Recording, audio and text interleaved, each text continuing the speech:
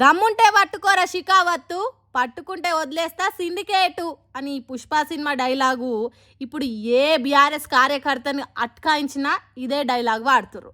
ఆగో ఆ రేంజ్లో గుస్సా మీదుర్రు.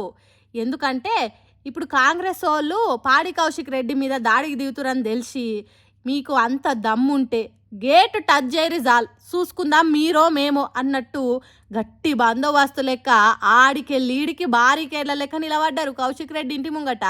ఇక ఎందుకు వచ్చిన లొల్లంటే మొన్న బీఆర్ఎస్ భవన్లో పెట్టిన ప్రెస్ మీట్లా ఎమ్మెల్యే కౌశిక్ రెడ్డి సీఎం రేవంత్ రెడ్డి మీద ఫోన్ ట్యాపింగ్ ముచ్చట మాట్లాడుకుంటా నోటికి వచ్చినంత గట్టిగానే అరుచుకుండు రేవంత్ రెడ్డిని.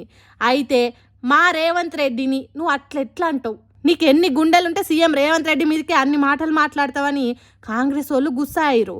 ఇక గుస్సా అయ్యి ఆడికే ఆగరు కదా, దాడి చేద్దామని దాడికి దిగిర్రు. ఇక ఆ దాడిని ముందే తెలుసుకున్న బీఆర్ఎస్ వాళ్ళు కౌశిక్ రెడ్డి ఇంటికి ఒకలేనికొకరు పొద్దటి నుంచి చేరుతూనే ఉన్నారు. అట్లా చేరి ఇల్లు మొత్తం నిండిర్రు. ఇల్లు ఇంటి చుట్టూ మొత్తం గట్టి బందోబస్తు పెట్టి తీరిర్రు. మరి ఫోన్ ట్యాపింగ్ గురించి కాంగ్రెస్ వాళ్ళు ఏమో పాడి కౌశిక్దే తప్పు అంటారు, లేదు లేదు మీదే తప్పని బీఆర్ఎస్ వాళ్ళు అంటారు.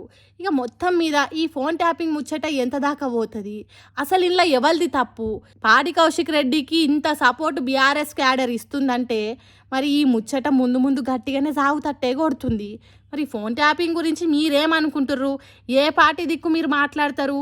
ఫోన్ ట్యాపింగ్లా ఎవరిది కరెక్టు ఎవరిది రాంగు? అసలు ఫోన్ ట్యాపింగ్ కరెక్టేనా? మీరేమంటారో కామెంట్లలో చెప్పుర్రి. ఇంక ఇటువంటి ముచ్చట్లు మస్తు మాట్లాడుకుందాం, కానీ జర సబ్స్క్రైబ్ చేయొచ్చు కదా అబ్బా.